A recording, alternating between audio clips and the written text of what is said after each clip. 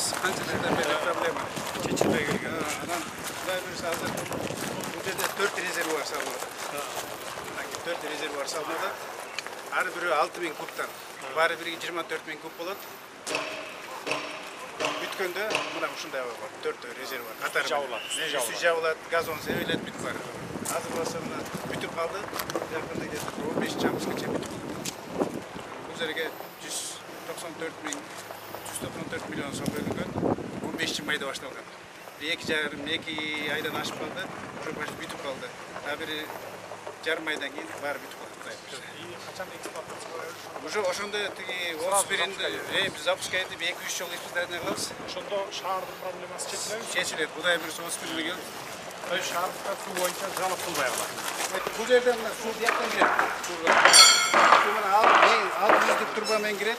Бул жерде 300 турба. Бул скважиналардын суусу келет. Бул болсо шаарда центральный эме бар го, трасса. Ошондон кирип туруп, буга кирет, бияктан чыгып анан шаарга кетет. Эгерде бу жер болсо жана эме болот.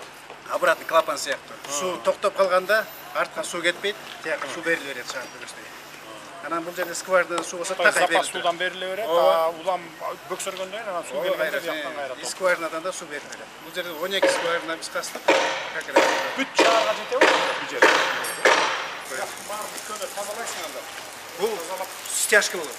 Дагы стяжка болот. Анан кийин жана пленка клей менен обработка болот. Тазаланып турат. Ооба.